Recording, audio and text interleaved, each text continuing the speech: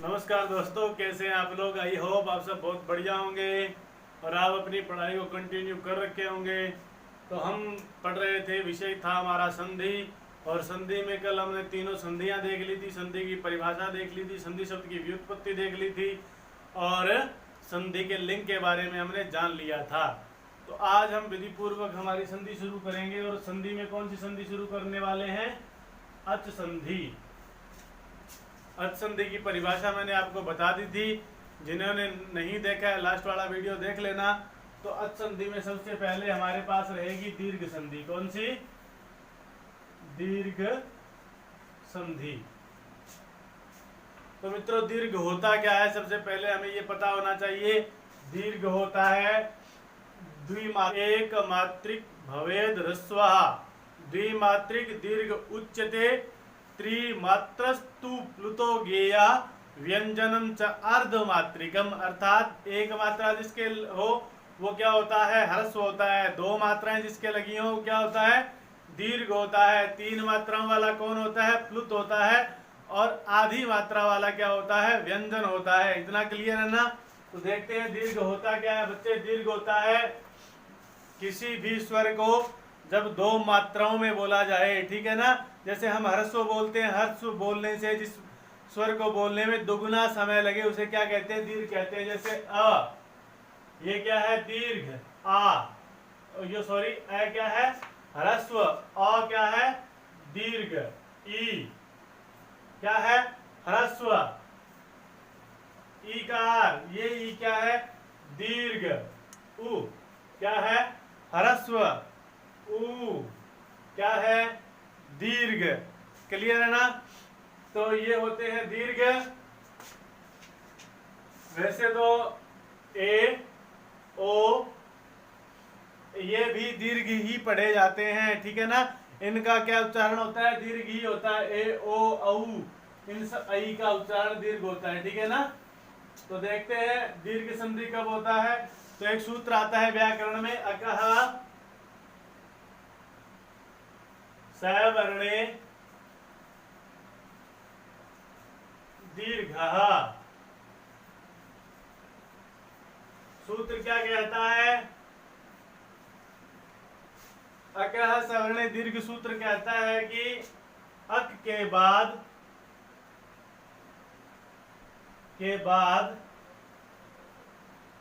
सवर्ण अच आने पर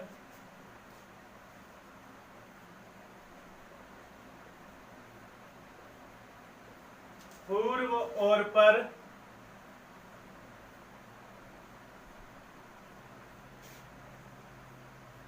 दोनों स्थानों पर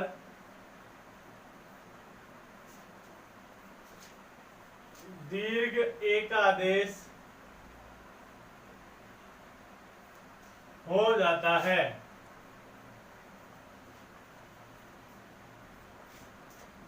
देखो क्या कह रहे हैं, एक बार फिर पढ़ते हैं हम ये इसकी परिभाषा। इसका अर्थ है कि अक के बाद सवर्ण अच आने पर पूर्व और पर दोनों स्थानों पर क्या होता है? दोनों स्थानों पर दीर्घ एकादेश होता है, ठीक है ना। अब इस परिभाषा को एक उदाहरण के माध्यम से हम समझेंगे। उदाहरण है दैत्य प्लस में अरि।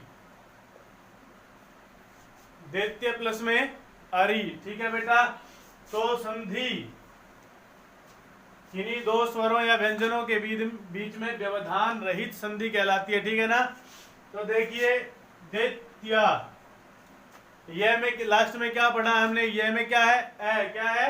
ए। अलग करेंगे तो बनेगा दैत्य प्लस में अ, प्लस में इधर भी क्या है? अ और री। अलग कर दिया, इधर से इसको अलग कर दिया, इधर से इसको अलग कर दिया, ठीक है ना। तो इन दोनों को मिलाने पर ये पूर्व आगे का भाग और पर माने बाद का भाग, ठीक है। इन दोनों को मिलाने पर क्या होगा? दीर्घ होगा। ए प्लस ए क्या हो जाएगा? आ हो जाएगा। क्या हो जाएगा? आ हो जाएगा। क्लियर है ना? तो यही होता है कि अक के बाद, अक माने ए ई उ रील री में से कुछ भी हो, के बाद अक में से ये क्या है ए, के बाद सवर्ण अच आने पर, सवर्ण माने उसी के जैसा स्वर, ठीक है ना, तो उसी के जैसा ही है ए सवर्ण है, ए के जैसा ही है ना, कोई फर्क तो नहीं है, ए या आ कुछ भी हो सकता है, ठीक है ना, तो इन दोनों को मिलाने पर दीर्घ क्या हो जाएगा, आ हो जाएगा, ठीक है, और दोनों के स्थान पर क्या हो जाएगा, एक आदेश हो जाएगा, मतलब दोनों को मिलाकर क्या बन जाएगा बेटा, एक बन जाएगा। अक के बाद सवर्ण अच आने पर, सवर्ण अच आने पर पूर्व और पर माने ये दोनों, ठीक है, दोनों स्थानों पर दीर्घ एकादेश माने यह दीर्घ एकादेश हो जाता है। इतना क्लियर है ना, कोई समस्या नहीं है। एकादेश हुआ, आ बना, तो हम ऐसे लिखेंगे दैत्य आ री, ठीक है, आ किस में मिल जाएगा, यो में मिल जाएगा, ठीक है ना, और बन जाएगा दैत्यारी। परिभाषा क्लियर है, कोई समस्या नहीं। अक के बाद सवर्ण अच आने पर पूर्व और पर दोनों स्थानों पर दीर्घ एकादेश हो जाता है। क्लियर है? Any doubt? No doubt. अस्तु। अक प्रत्याहार में बेटा आता क्या है ये बताओ। अपने प्रत्याहार पढ़े थे ना, अक प्रत्याहार में आता है ए, ई, उ, री और री। क्लियर है? सवर्ण माने इन्हीं के जैसे, सवर्ण माने इन्हीं के जैसे। अब बीच में एक बात जरूर याद रखना, मेरे यहाँ पर अ कहने का मतलब केवल अ नहीं है, अ और आ दोनों से है, अ और आ। क्यों?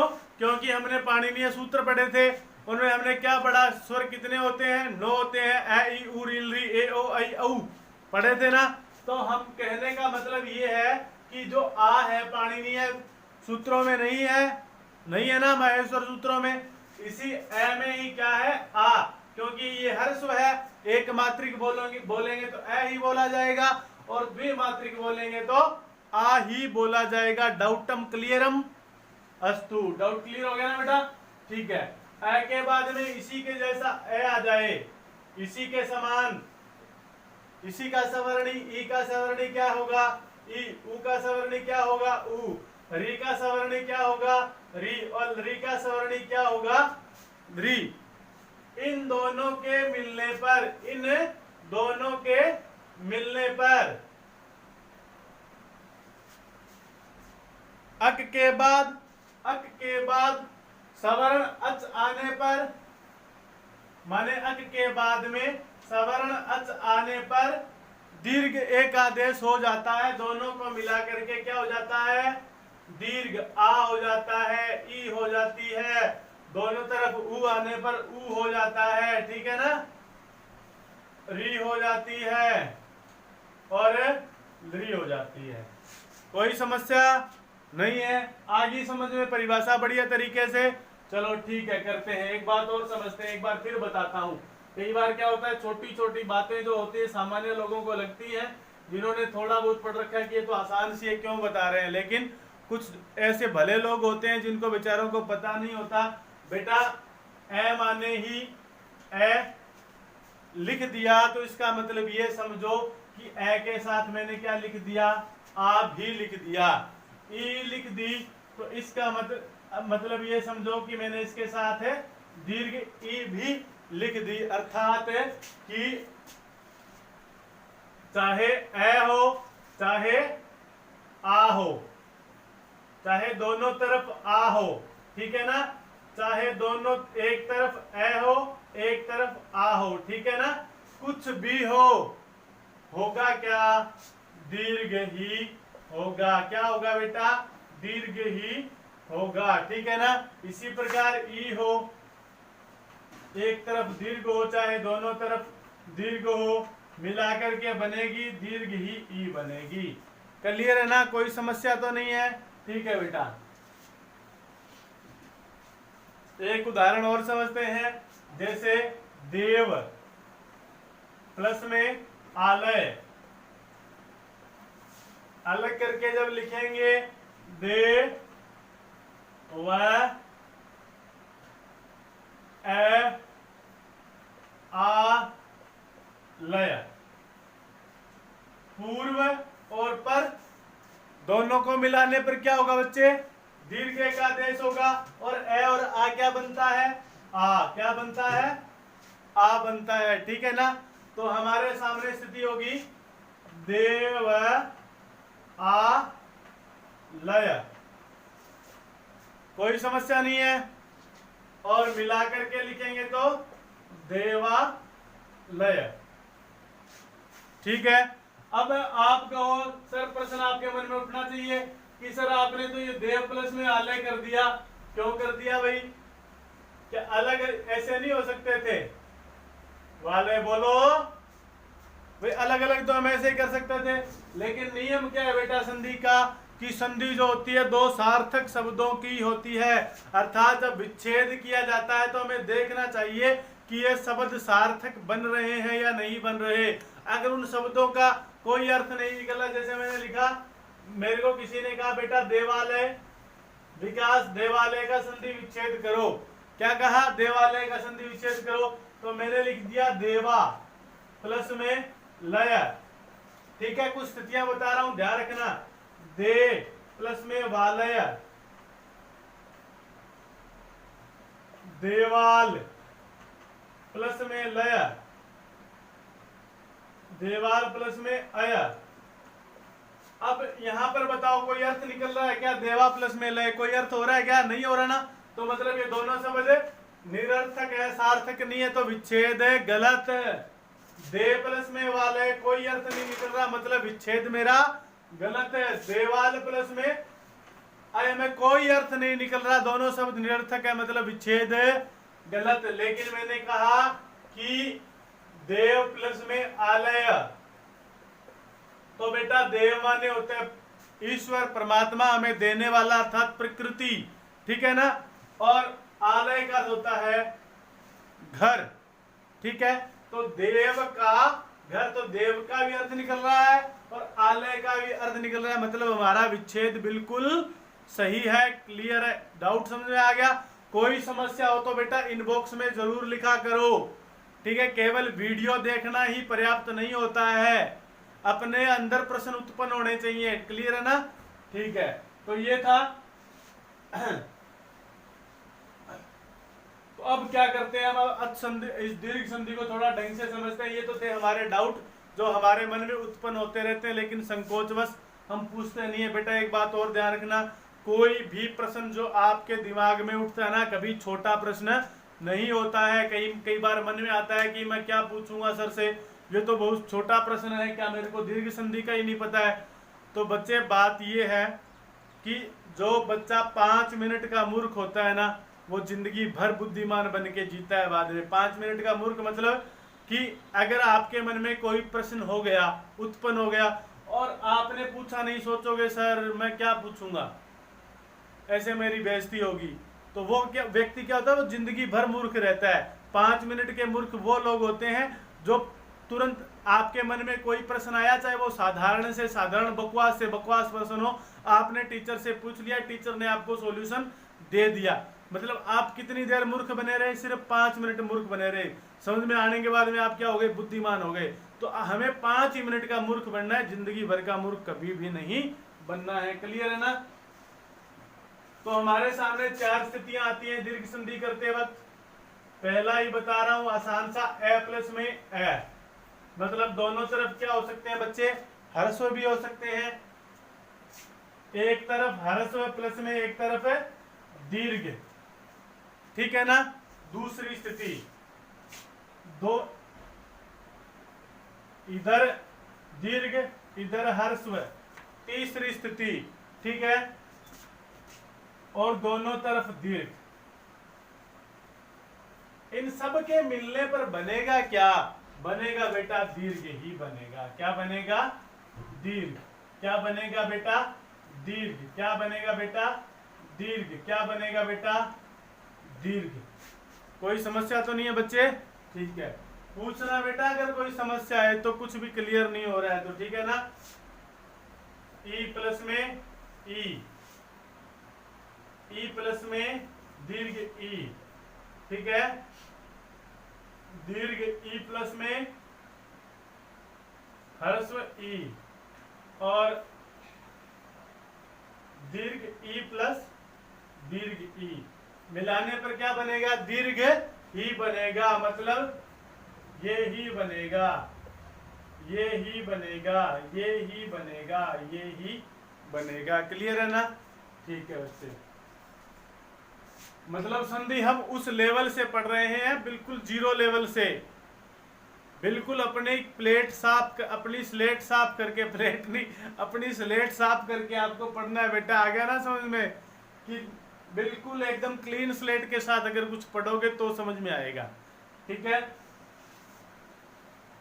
उसी प्रकार ऊ, एक तरफ, ठीक है, दोनों तरफ ह्रस्व,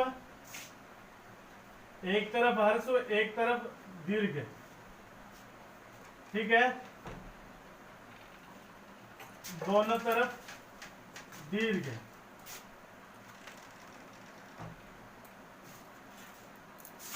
अब देखो, चाहे कहीं पर भी हो, मिला करके तो क्या बनेगा? दीर्घ ही बनेगा। क्या बनेगा बेटे? दीर्घ ही बनेगा। कोई समस्या नहीं है? आ रहा है समझ में? बिल्कुल क्लियर हो रहा है? ठीक है बेटे। उसके बाद में री, सेम स्थिति है, ह्रस्व री इस पर क्या लिखी जाती है, और दीर्घ री में क्या होता है? एक कुंडी और कर दी जाती है, ठीक है ना। तो इन दोनों को मिलाने पर बच्चे क्या होगा? दीर्घ री ही बनेगा। क्या बनेगा बेटे? दीर्घ री ही बनेगा। कोई समस्या है क्या? नहीं है जी, तो बहुत बढ़िया। समस्या नहीं है तो बहुत अच्छी बात है बेटा, समस्या होनी नहीं चाहिए आदमी को, ठीक है, क्लियर है। उसके बाद में एक समस्या हमारे सामने आती है लरी वाली। अक्सर कई अध्यापक इसको क्लियर करते ही नहीं है। तो बेटा ये ध्यान रखना, लरी जो होता है दीर्घ नहीं होता है, वो या तो ह्रस्व पढ़ा जाता है या प्लुत पढ़ा जाता है, ठीक है ना। तो लरी प्लस में लरी क्या बनेगा? लरी ही बनेगा, ठीक है ना। तो यहाँ पर दीर्घ नहीं होता है, इसी को ही दीर्घ बोल दिया जाता है, इसी को ही ह्रस्व बोल दिया जाता है। कोई समस्या ना है भाई? ठीक है, तो हम अब करते हैं इसके उदाहरण। क्या करते हैं बेटा? उदाहरण, ठीक है ना।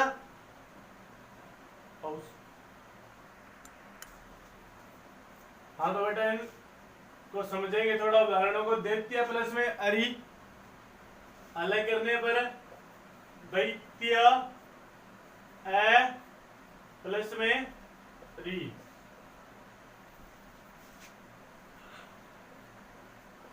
ठीक है।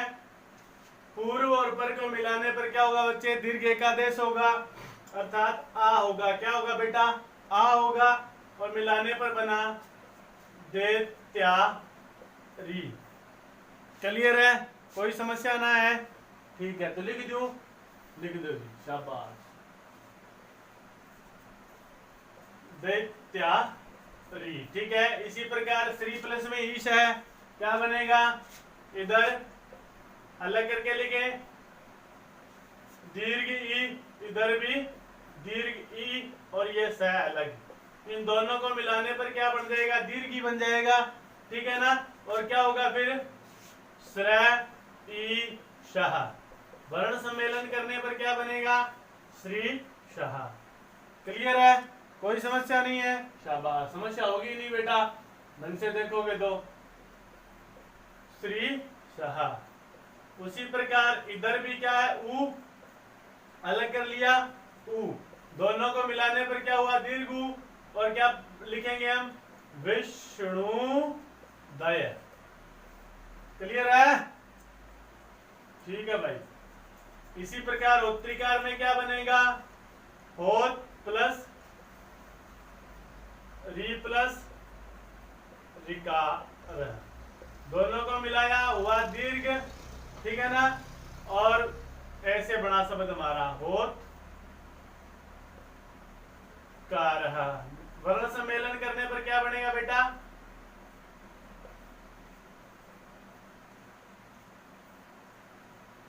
क्लियर है रहा है? कोई समस्या है भाई संदीप है? नहीं है ना? ठीक है।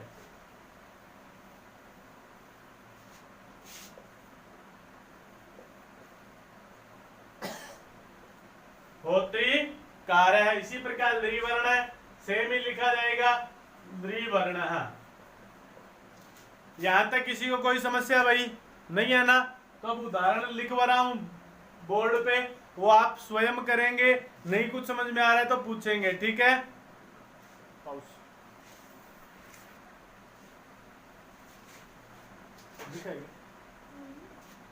इसका स्क्रीनशॉट लीजिए, आप अपनी नोटबुक्स पर कीजिए, जो कुछ भी नहीं समझ में आ रहा है वो आप कमेंट बॉक्स में लिख करके पूछिए। तो ये थी हमारी दीर्घ संधि। मैं समझता हूं कि आपको समझ में आ गई होगी। अगर नहीं भी आई है तो कोई दिक्कत नहीं है, आप अपना प्रश्न कमेंट बॉक्स में लिख सकते हैं। कल फिर मिलते हैं एक नई संधि के साथ। तब तक के लिए नमो नमः, पुनर्मिलामः। तब तक के लिए नमो नमः, पुनर्मिलामः। वीडियो देखिए और देखने के बाद में बढ़िया लग रही है आपको, कंटिन्यू रखना चाहते हैं और औरों को भी बताना चाहते हैं तो लाइक कीजिए, सब्सक्राइब कीजिए और शेयर भी करना मत भूलिए, और साथ में बेल आइकन जो है वो दबा दीजिए ताकि नई अपडेट आपको मिलती रहें। धन्यवाद। जय तु भारतम, जय तु संस्कृतम।